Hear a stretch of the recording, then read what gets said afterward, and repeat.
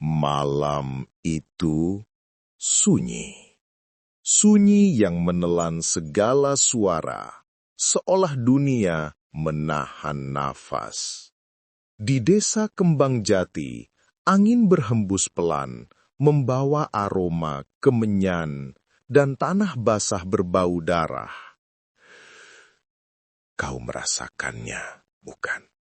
Dingin yang merayap dari ujung kaki hingga tengkuk lehermu. Di balik rumah juragan kaya, berdiri pohon randu tua.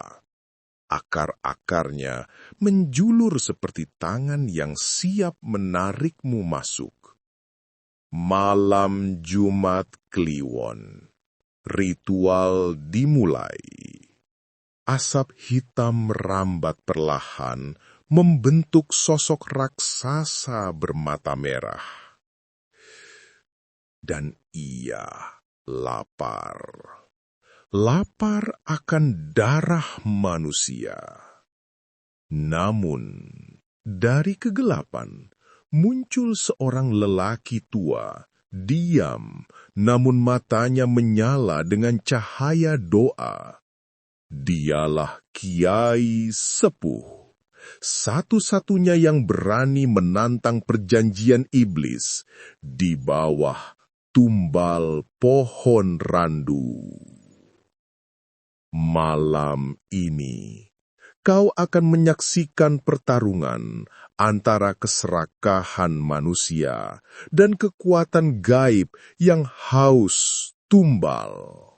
Kabut tipis turun lebih awal sore itu, menyelimuti desa Kembang Jati hingga tampak seperti dunia lain. Desa kecil di pinggiran hutan jati ini berdiri di antara hamparan sawah dan perbukitan. Namun sejak beberapa tahun terakhir, sawah-sawah itu seperti kehilangan jiwa. Padi tumbuh kerdil, batangnya rapuh, dan bulirnya kosong. Udara yang dulu harum lumpur basah kini sering berbau anyir, seperti darah yang lama mengering. Orang-orang desa menganggap semua itu biasa pada awalnya, sekadar musim yang tidak ramah. Tetapi lambat laun, keganjilan menjadi nyata.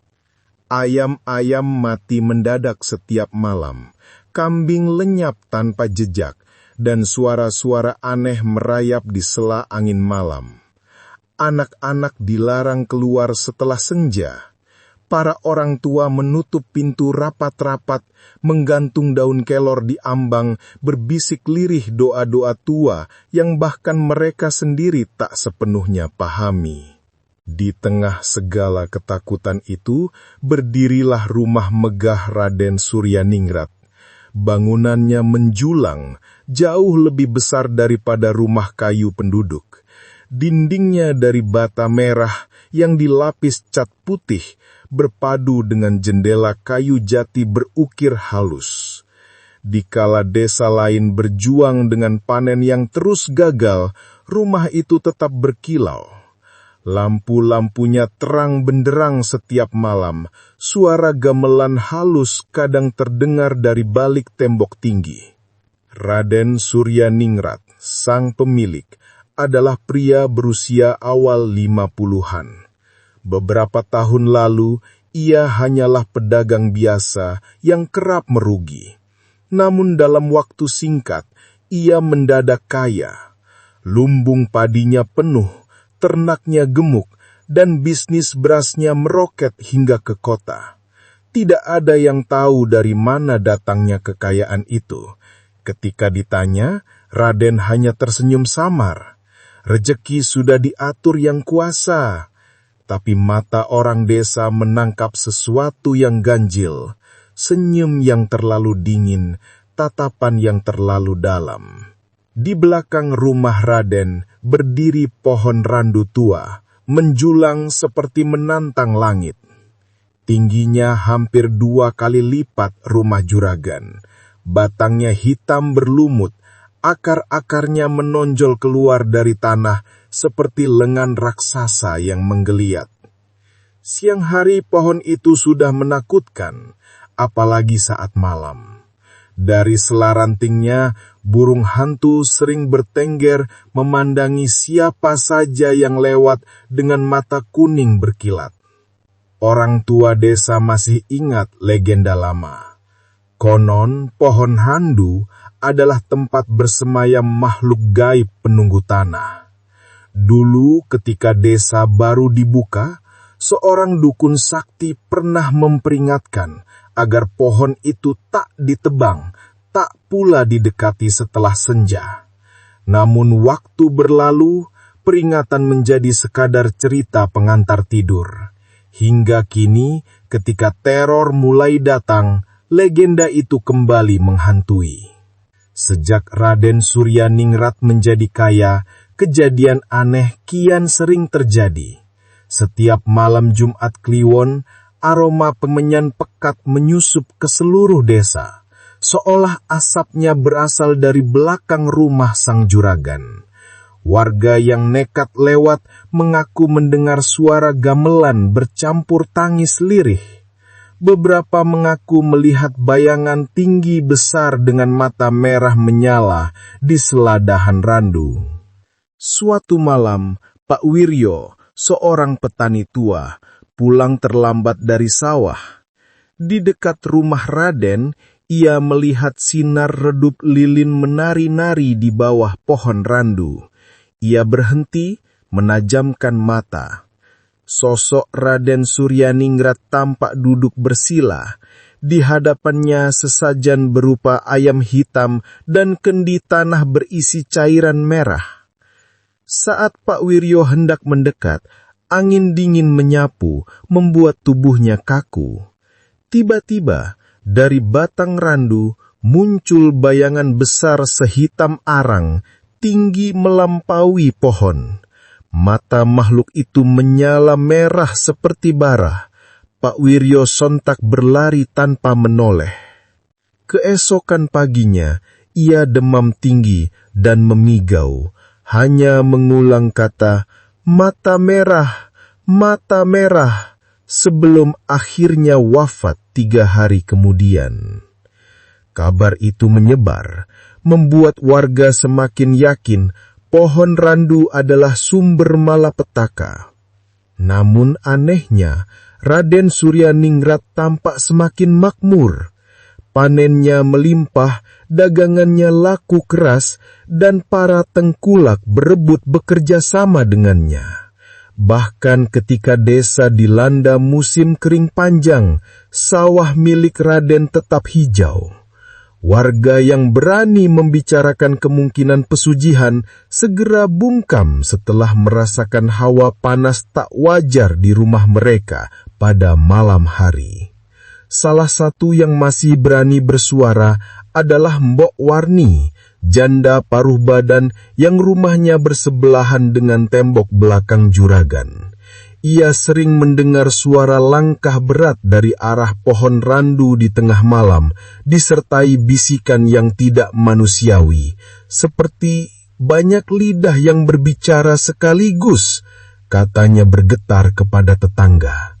Tetapi setiap kali ia mengadu, anjing-anjing kampung menggonggong ke arah rumahnya seolah mengejek, dan keesokan hari genting rumahnya pecah satu persatu tanpa sebab.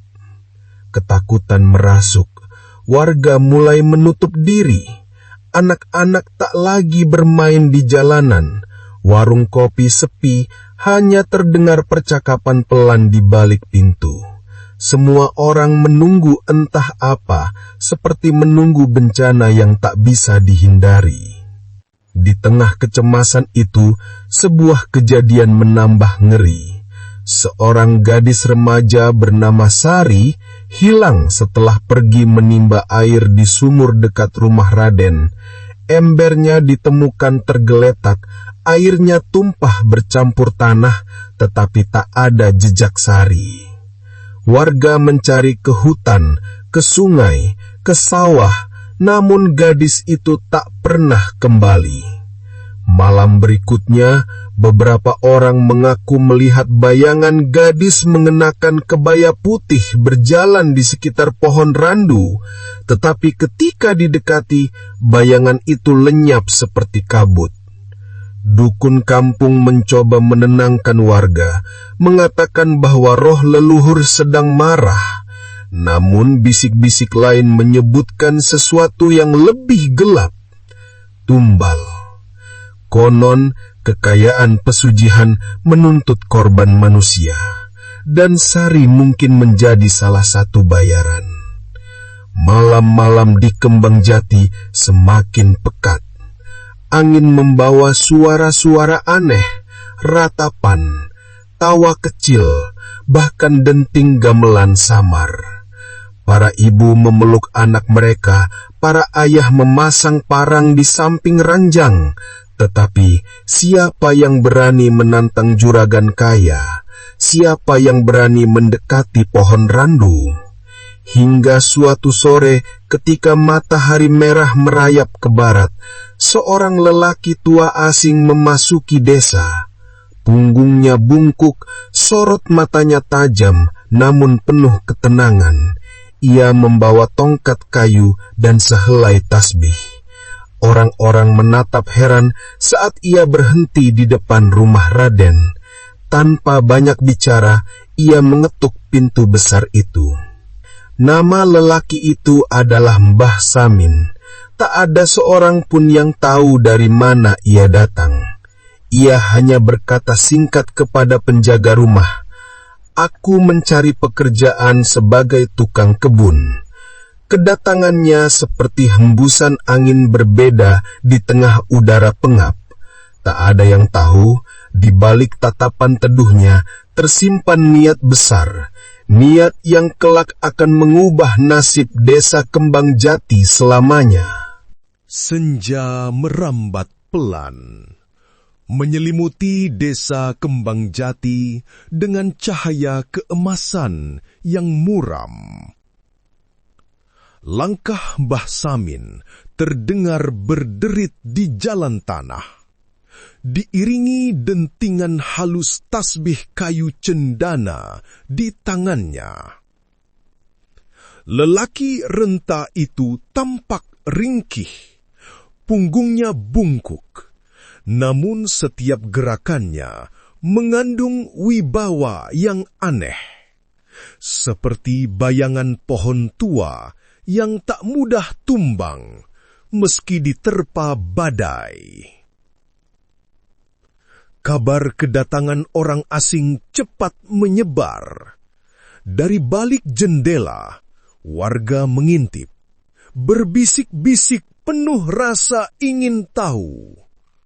Mereka jarang melihat pendatang, apalagi lelaki sepuh berpakaian surban putih lusuh dan sorban krem yang memancarkan aura kiai pesantren. Meski tidak ada yang berani menyapa lebih dulu, pandangan mata mereka jelas mengandung harapan. Barangkali orang tua ini membawa jawaban atas teror yang lama mencengkeram desa. Mbah Samin berhenti di depan rumah megah Raden Suryaningrat. Tembok tinggi rumah itu memantulkan cahaya senja, menambah kesan angkuh. Pintu kayu jati yang lebar menutup rapat. Namun aroma kemenyan samar seolah merembes keluar. Ia mengetuk 3 kali. Perlahan, namun mantap. Penjaga rumah, seorang lelaki muda bertubuh kekar bernama Jaka, muncul. "Siapa Mbah?" tanyanya menatap curiga. "Saya mencari pekerjaan sebagai tukang kebun," jawab Mbah Samin tenang, suaranya berat namun menenangkan. "Saya dengar Raden membutuhkan orang yang bisa merawat halaman belakang. Jaka mengerutkan kening. Tukang kebun, tidak biasanya Raden mencari orang asing. Pekerjaan hanyalah alasan, gumam Mbah Samin dalam hati, namun bibirnya tetap tersenyum. Ia menunduk sopan, menunggu. Beberapa saat kemudian, suara berat Raden Suryaningrat terdengar dari dalam. Biarkan dia masuk. Gerbang kayu berderit ketika dibuka. Aroma kemenyan semakin pekat begitu Mbah Samin melangkah ke halaman dalam. Di sudut-sudut taman, ia menangkap bayangan samar sesuatu yang melintas cepat. Mungkin hanya angin, mungkin bukan. Raden Suryaningrat menyambut di beranda. Tubuhnya tegap meski usianya melewati separuh abad. Tatapannya tajam, senyumnya tipis seperti ukiran yang tak bernyawa. Orang tua sepertimu masih kuat bekerja? Tanyanya datar. Selama nafas masih ada, tangan ini bisa menanam, jawab Mbah Samin mantap. Saya tak butuh upah besar, hanya tempat untuk berteduh. Raden mengangguk singkat, seolah menilai sesuatu di balik sorot mata tamunya. Baiklah, tinggallah di gubuk dekat kandang kuda. Mulai besok kau rawat halaman belakang. Malam itu, Mbah Samin menempati gubuk kayu di sudut pekarangan. Udara dingin merayap membawa suara-suara ganjil. Dari balik pohon randu, terdengar desis lirih seperti bisikan banyak lidah. Kadang berubah menjadi tawa anak kecil, kadang menjadi rintihan panjang. Tasbih di tangan Mbah Samin bergerak pelan, bibirnya komat kamit membaca ayat-ayat yang menenangkan jiwa. Di dalam rumah, Raden Suryaningrat mengadakan jamuan kecil dengan beberapa tamu penting. Namun bagi Mbah Samin, suara gamelan yang samar itu seperti irama dari dunia lain. Terlalu lambat, terlalu sendu. Ia menutup mata, merasakan hawa panas yang tak wajar menyusup dari arah pohon randu. Keesokan harinya, Mbah Samin mulai bekerja. Ia memeriksa setiap sudut taman. Akar-akar pohon randu menjalar liar seperti urat raksasa. Di tanah sekitar batang, ia menemukan bekas lingkaran hitam, seolah pernah dibakar, bercampur sisa bulu ayam dan tetesan cairan kental berwarna merah gelap. Hatinya mengeras, tanda-tanda ritual. Siang itu, Mbok Warni, tetangga yang rumahnya bersebelahan dengan tembok Raden, diam-diam mendekat. Mbah, sampean pendatang ya, bisiknya, matanya penuh kecemasan. Iya, Mbok, saya hanya tukang kebun, jawab Mbah Samin sambil tetap memotong ranting. Mbok Warni menelan ludah. Kalau sampean bisa, tolonglah lihat pohon randu itu. Banyak orang sudah celaka. Malam-malam saya dengar tangisan anak kecil, kadang seperti jeritan perempuan. Tidak ada yang berani mendekat. Mbah Samin menatap pohon itu sejenak. Insya Allah, saya akan perhatikan, ucapnya lembut. Malam kedua, kejadian aneh semakin jelas. Saat bulan separuh naik, gubuk kecil tempat Mbah Samin beristirahat diterpa angin dingin yang bukan angin biasa. Tasbih di tangannya terasa bergetar sendiri. Dari arah pohon randu, cahaya merah samar menetes seperti darah dari cabang-cabangnya. Lalu terdengar langkah berat, sangat dekat, meski tanah tidak berguncang. Assalamualaikum. Suara berat itu menggema, namun tidak ada wujud manusia. Mbah Samin menegakkan punggung, membaca doa pelindung. Bayangan tinggi sehitam arang muncul di pinggir pekarangan. Mata makhluk itu menyala merah, menatap tajam. Sesaat kemudian, angin kencang berputar, membawa aroma anyir darah. Namun Mbah Samin tetap tenang, tasbihnya bergerak mantap. Bayangan itu perlahan menghilang, meninggalkan hawa dingin menusuk tulang. Keesokan harinya, Raden Suryaningrat datang menemuinya. "Tidur nyenyak, Mbah?" tanyanya dengan senyum samar. "Alhamdulillah, meski angin malamnya cukup berbeda," jawab Mbah Samin hati-hati. Raden menatap tajam, seolah menembus batin. "Hati-hati, tidak semua orang tahan tinggal di sini." Setelah itu, ia pergi begitu saja. Hari-hari berikutnya, Mbah Samin melakukan penyelidikan diam-diam. Malam ia berkeliling halaman, menancapkan paku besi kecil berisi doa di 4 penjuru, menanam garam dan potongan daun kelor di sekitar pohon randu. Ia mendengar bisikan-bisikan marah, namun tidak gentar. Suatu dini hari, ketika ayam jantan belum berkokok, Mbah Samin melihat pemandangan yang membuat darahnya berdesir. Di bawah cahaya bulan purnama, Raden Suryaningrat berdiri di bawah pohon randu, mengenakan kain hitam, memegang keris berlumur cairan merah. Di hadapannya, sesajen ayam hitam dan kendi tanah diletakkan. Raden melantunkan mantra. Suaranya rendah namun penuh daya. Tanah di sekitar akar pohon bergetar halus. Dari sela-sela batang, asap hitam pekat keluar membentuk wajah menyeramkan dengan mata merah menyala. Wajah itu menunduk seolah menelan doa Raden.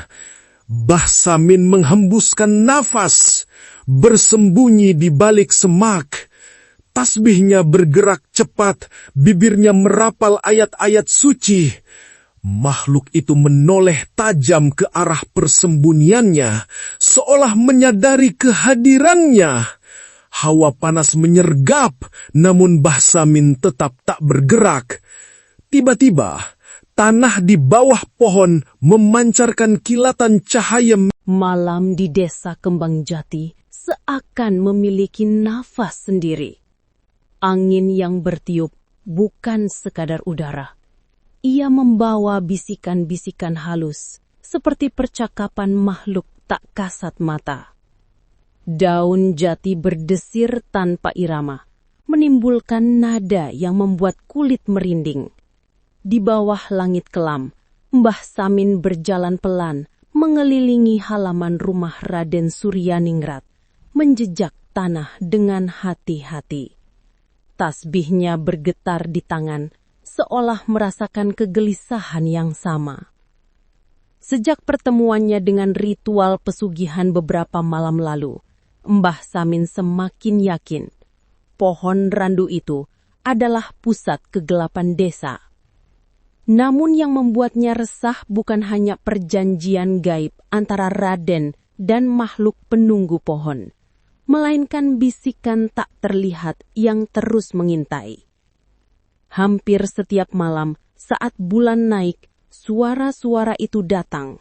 Tangisan, tawa perempuan, dan lantunan gamelan yang hanya terdengar jika telinga benar-benar peka. Di gubuk kecilnya, Mbah Samin duduk bersila. Ia menyalakan lampu minyak, cahayanya menari di dinding bambu. Di luar, suara-suara aneh semakin jelas. Bisikan itu seolah memanggil namanya. Sa'amin, Sa'amin, lirih berulang-ulang. Udara mendadak dingin menggigit, membuat peluh dingin merembes di punggungnya. Ia menutup mata, membaca ayat-ayat pelindung, namun bisikan itu tak kunjung reda. Justru semakin dekat, seperti ada yang berbisik tepat di belakang telinganya. Kau tak akan menang, ini tanah kami, tumbal akan terus diambil. Suara itu serak, basah, seperti berasal dari tenggorokan yang penuh darah. Mbah Samin membuka mata. Di ambang pintu gubuknya, bayangan samar berdiri. Tinggi, kurus, dengan mata merah menyala. Hanya beberapa detik, lalu menghilang bersama hembusan angin. Ia menarik nafas panjang, menegakkan hati. Malam ini, ia tahu, adalah ujian. Sementara itu, di rumah besar, Raden Suryaningrat tengah duduk di ruang dalam bersama beberapa orang kepercayaannya. Wajah mereka pucat diterangi lampu minyak. Di tengah ruangan terhampar kain hitam bertuliskan aksara kuno. Di atasnya, sesajen berupa kepala kambing, bunga 7 rupa, dan kendi berisi cairan merah pekat. Aroma kemenyan menyesakkan dada. Seorang lelaki tua berpakaian serba hitam duduk di seberang Raden. Matanya cekung, suaranya berat seperti batu digesek. Dialah Ki Werdi, dukun yang konon menjadi perantara antara Raden dan makhluk penunggu randu. Waktunya sudah dekat, kata Ki Werdi perlahan. Perjanjian menuntut darah muda. Jika tidak, kekayaanmu akan sirna. Bisnis akan hancur. Nyawamu sendiri bisa jadi ganti. Raden menatapnya tanpa ragu. Korban sudah disiapkan? Tanyanya dingin. Ki Werdi mengangguk dan berkata, malam Jumat Kliwon ini, gadis itu akan diantar. Makhluk penunggu sudah menagih. Nama gadis itu tidak disebut, tetapi bayangan Sari, remaja yang hilang beberapa pekan lalu, menyelinap di benak semua yang hadir. Raden menutup mata sejenak, seolah menyingkirkan rasa bersalah yang samar. Baginya, kekayaan adalah segalanya, dan pohon randu adalah pintu yang tak bisa ia tinggalkan. Di luar, Mbah Samin mendekati pohon randu. Ia memilih malam ini untuk melakukan penyelidikan lebih jauh, meski tahu resikonya besar. Tanah di sekitar akar terasa hangat, seperti ada bara api yang tersembunyi di dalamnya. Dari seladahan, kabut merah tipis menetes seperti darah yang menguap. Ia menancapkan paku besi kecil di 4 penjuru akar. Setiap kali diiringi bacaan doa. Tiba-tiba angin kencang berputar, menciptakan pusaran debu. Suara gamelan menggema, diikuti jeritan panjang. Dari batang pohon muncul wajah-wajah samar. Perempuan menangis, anak-anak berteriak, lelaki tua meraung. Mereka seperti jiwa-jiwa terperangkap yang menuntut pembebasan. Bebaskan! Bebaskan kami! Suara mereka bersahut-sahutan. Mbah Samin menggenggam tasbihnya erat, mengirakan doa dengan suara tegas. Demi asma Allah, aku datang membawa cahaya. Siapa kalian? Korban, tumbal, Raden, darah, darah. Jawaban mereka terputus oleh suara tawa panjang, tawa yang dingin dan menakutkan. Lalu bayangan besar muncul lagi, makhluk hitam raksasa dengan mata merah menyala. Kali ini wujudnya lebih jelas. Tubuh seperti asap, tangan panjang dengan kuku cacingan, dan mulut yang dipenuhi gigi runcing. Makhluk itu berbicara. Suaranya menggetarkan tanah. Orang tua, jangan ikut campur. Ini perjanjian lama. Darah harus dibayar. Jika kau menantang, kau akan menjadi tumbal berikutnya. Mbah Samin berdiri tegak. Sorban kremnya berkibar tertiup angin. Kau hanyalah makhluk yang diciptakan. Kau tak berhak menuntut jiwa manusia. Makhluk itu meraung. Pohon randu bergetar. Ranting-ranting patah, daun berhamburan seperti hujan hijau. Hawa panas dan dingin bercampur, menyesakkan dada. Namun Mbah Samin terus merapal doa. Suaranya tegas, menembus gemuruh malam. Di desa, para warga yang sedang terlelap mendadak terbangun. Mereka mendengar gamelan aneh dari arah rumah Raden. Anjing-anjing menggonggong ke langit. Ayam jantan berkokok ketakutan meski belum subuh. Beberapa ibu memeluk anaknya erat, berdoa tanpa suara. Mbok Warni keluar rumah, matanya terbelalak melihat cahaya merah menyala dari arah pohon randu. "Ya Gusti, apa yang terjadi?" gumamnya. Beberapa lelaki desa berdiri di jalan, tetapi tak satu pun berani mendekat. Di ruang ritual, Ki Werdi tiba-tiba terhenti membaca mantra. Keringat dingin membasahi dahinya. "Ada yang menghalangi," katanya cepat. "Ada doa kuat dari luar." Raden Suryaningrat menatapnya tajam. "Siapa?"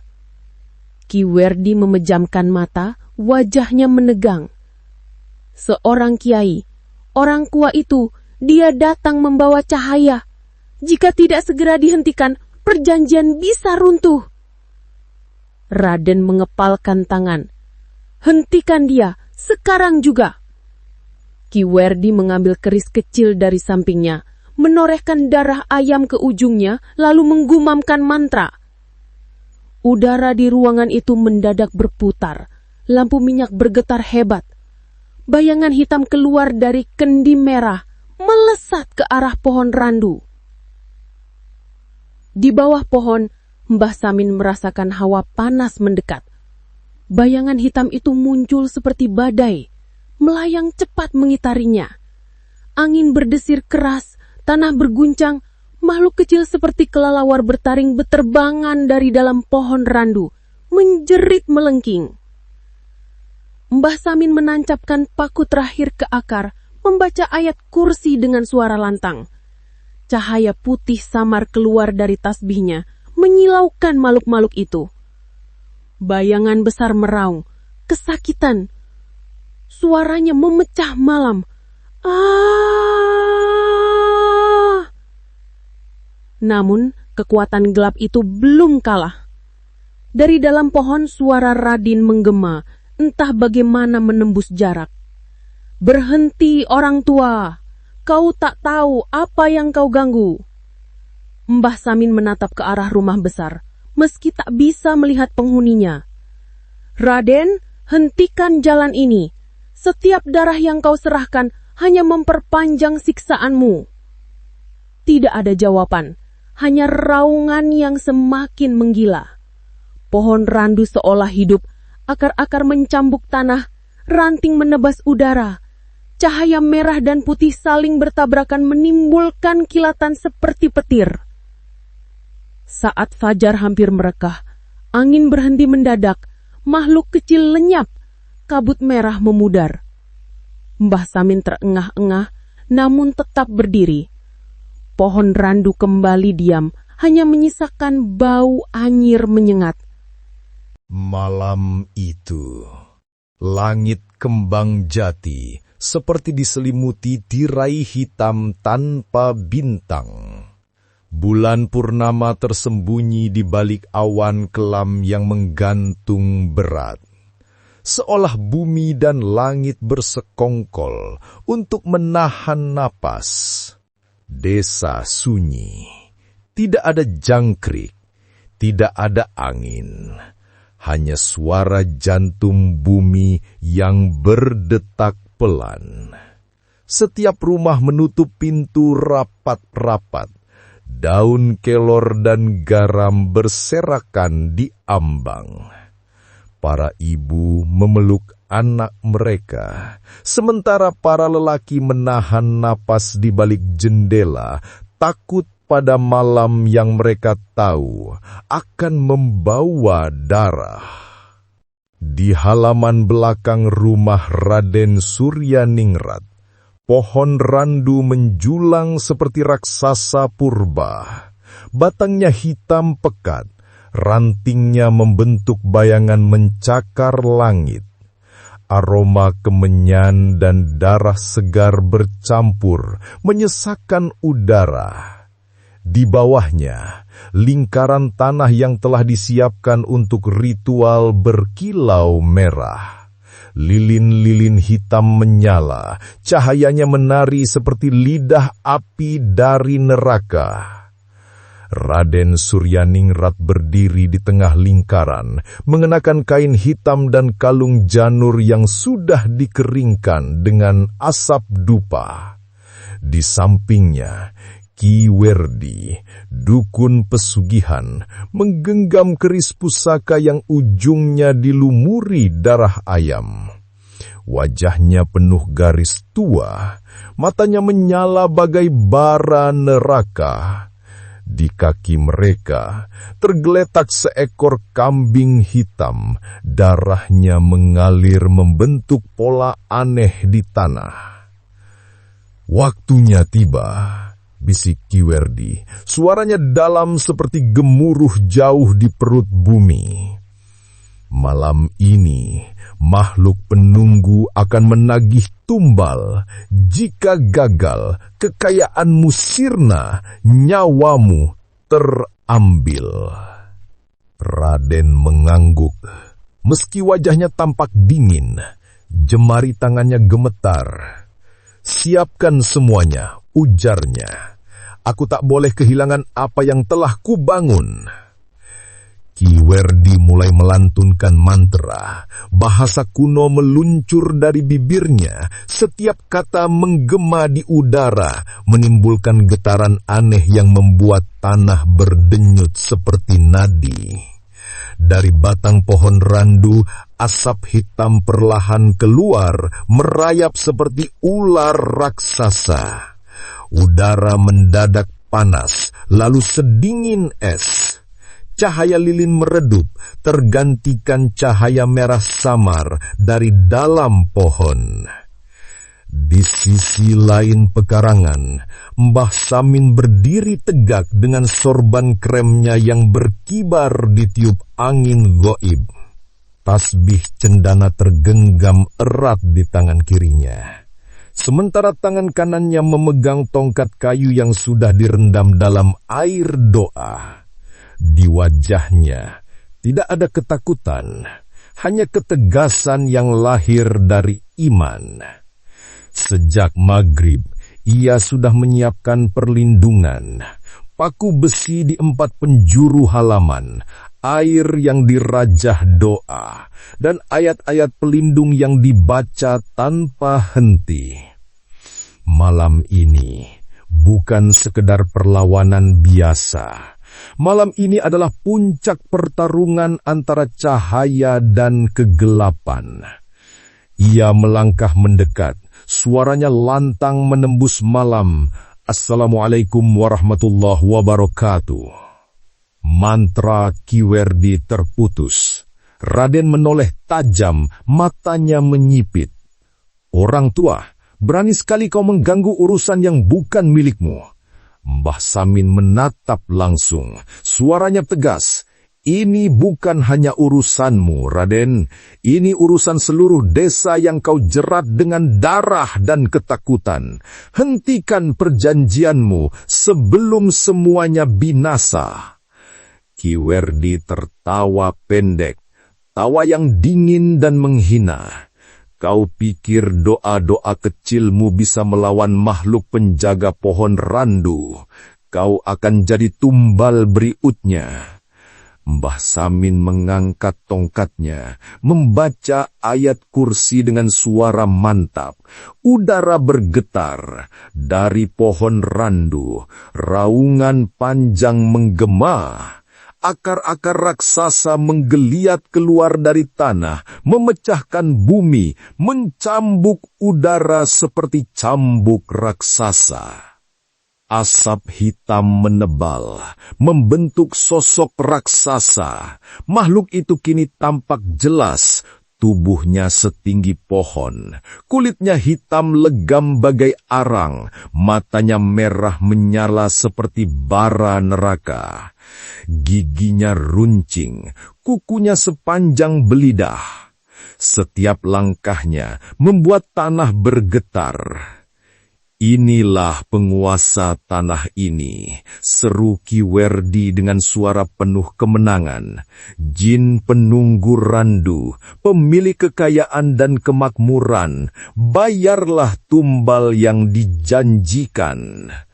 Makhluk itu meraung, suara yang membuat telinga berdengung. "Aku menagih darah jiwa muda." Angin menderu, debu berputar, lilin-lilin padam sekaligus digantikan cahaya merah pekat yang memancar dari tubuh makhluk itu. Udara berbau besi dan darah.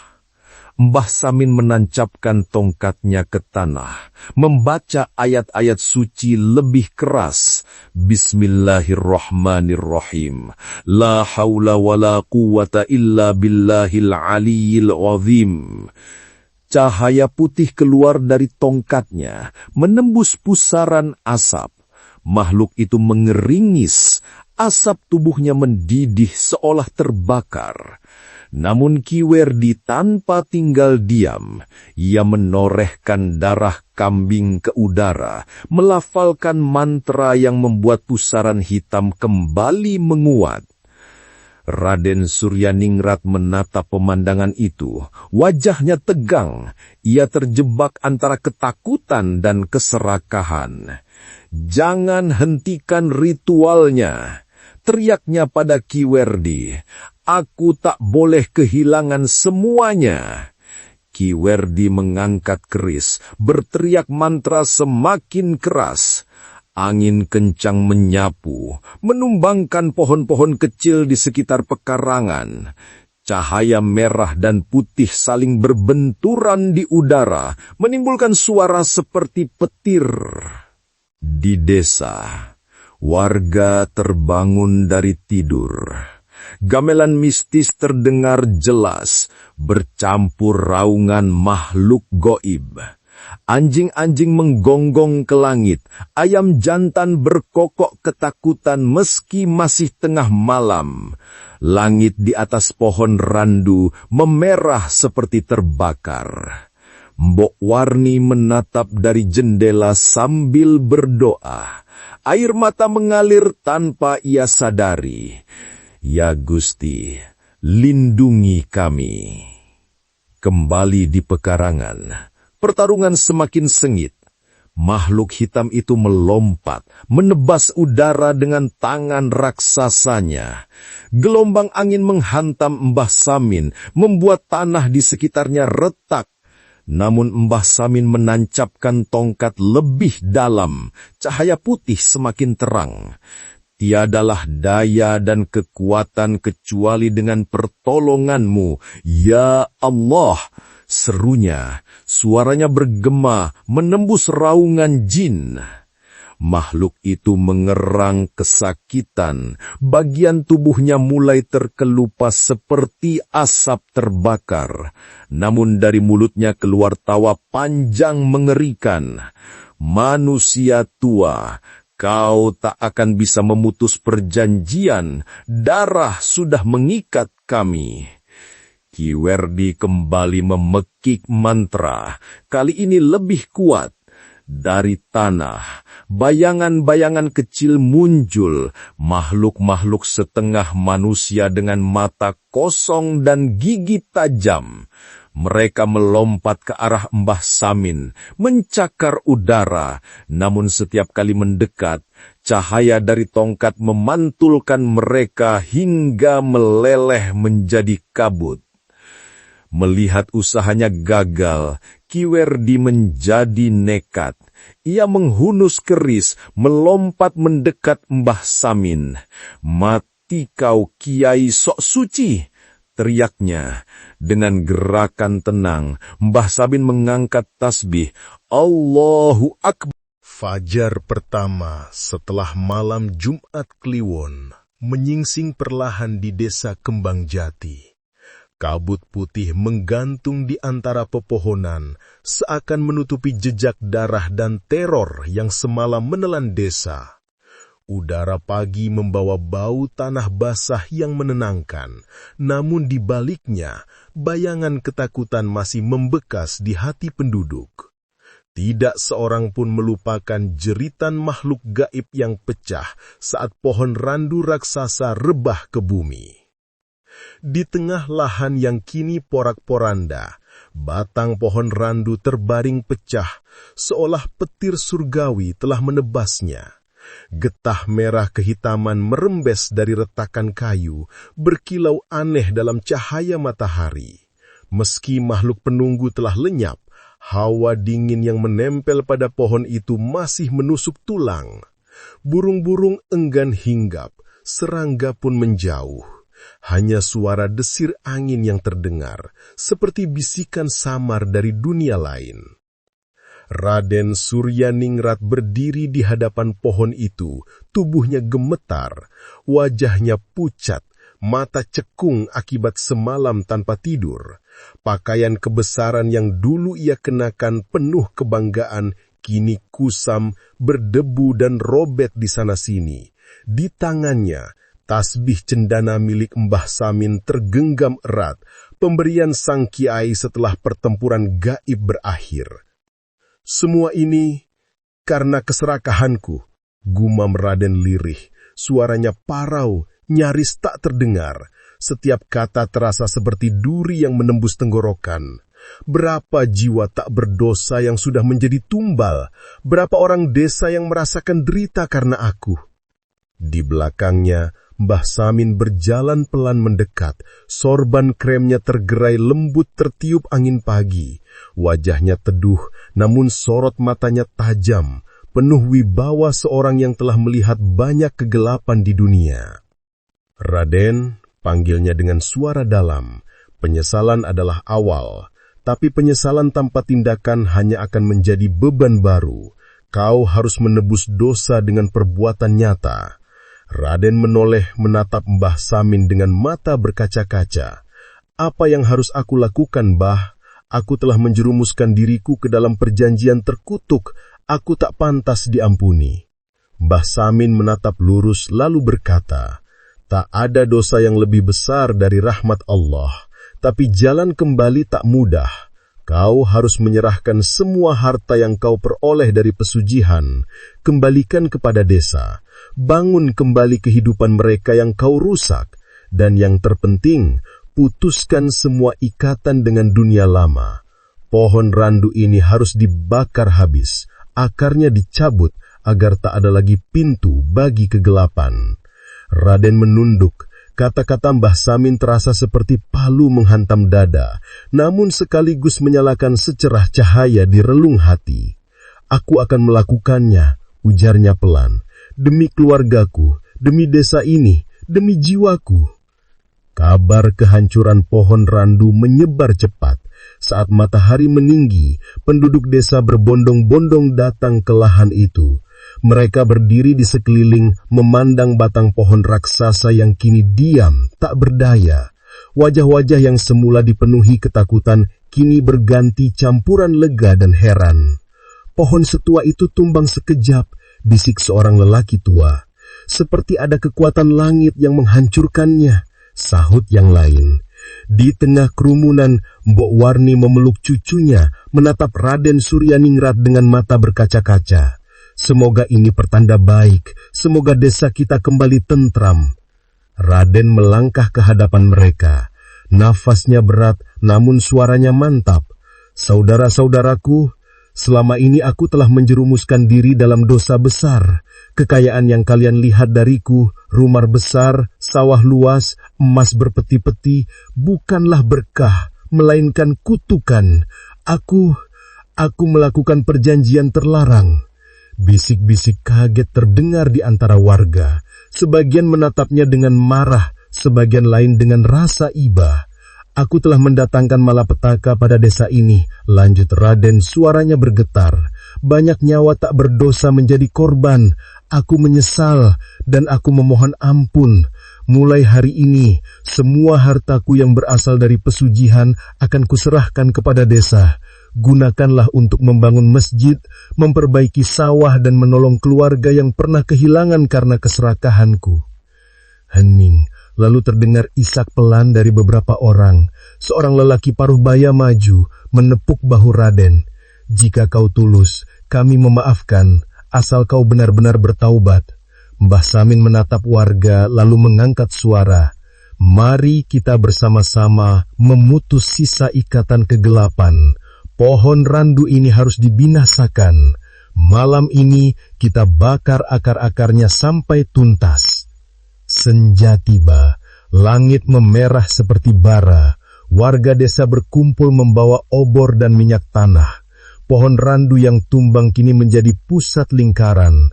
Suara doa bergema dari mulut Mbah Samin, diikuti seluruh warga. Ayat-ayat suci melingkupi udara, menebarkan cahaya ketenangan. Raden sendiri yang menyalakan api pertama. Dengan tangan gemetar, ia meneteskan minyak ke retakan batang, lalu menyulitnya. Api menyambar cepat, menjilat batang besar itu dengan rakus. Lidah-lidah merah menjulang tinggi, menari liar. Bau kayu terbakar bercampur aroma anyir yang aneh, seperti daging hangus. Tiba-tiba terdengar raungan samar, bukan dari manusia, bukan dari hewan. Suara itu muncul dari dalam batang pohon, panjang dan menyayat. Anak-anak berteriak, para wanita memeluk satu sama lain. Namun Mbah Samin tetap tegak, suaranya lantang membaca doa, menguatkan semua yang hadir. Jangan takut, itu hanyalah sisa jeritan makhluk yang terikat di sini, serunya. Api akan membersihkan semuanya. Api kian membesar, memantulkan bayangan warga di tanah. Dari dalam batang asap hitam pekat melesat ke langit, membentuk wajah mengerikan yang hanya sekejap terlihat sebelum pecah menjadi debu.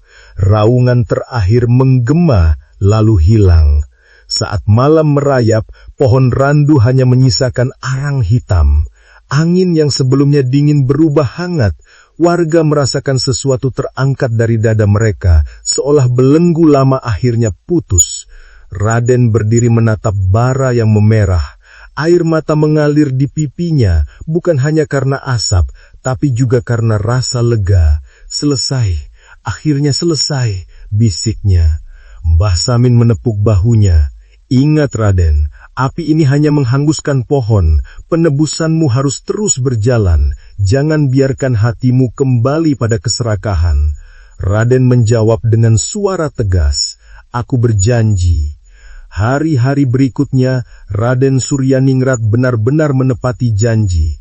Ia menjual sebagian besar tanah dan rumah besarnya, membagi hasilnya untuk membangun masjid dan sekolah.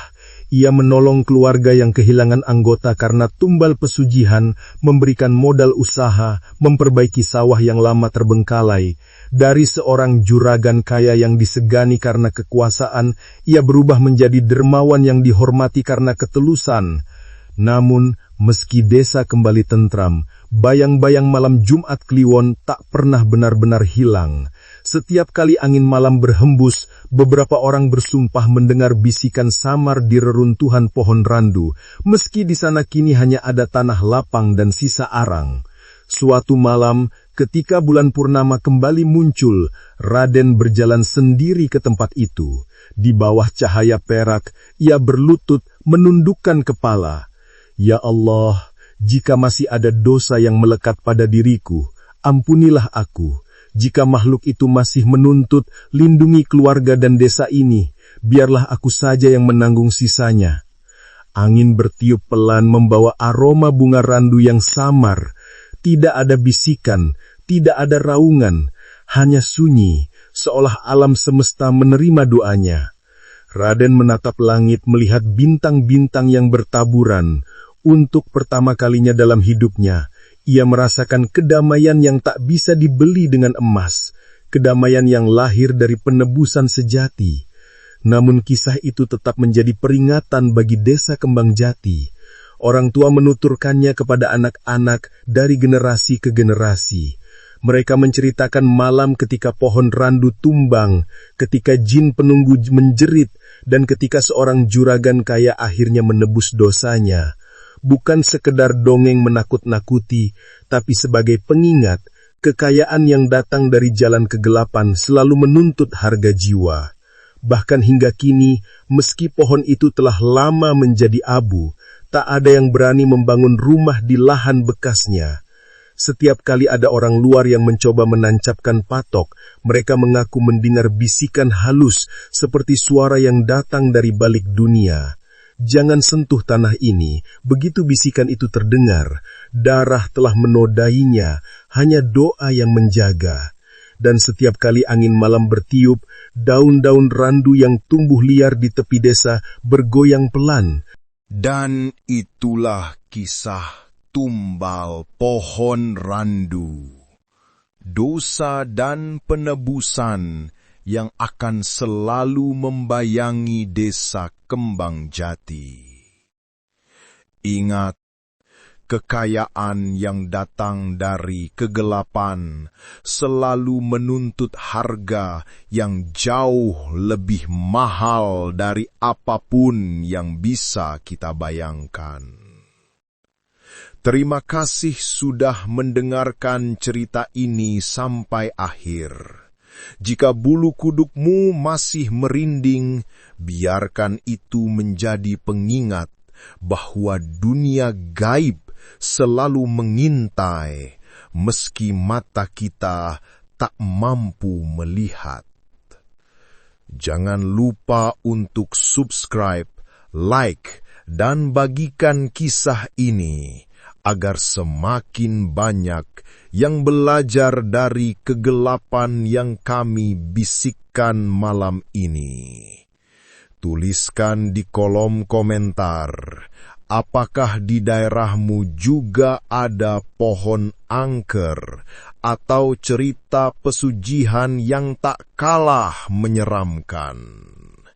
Sampai kita bertemu kembali di kisah berikutnya dalam Bisik Bayangan. Jaga langkahmu malam ini, karena bayangan selalu mengikuti.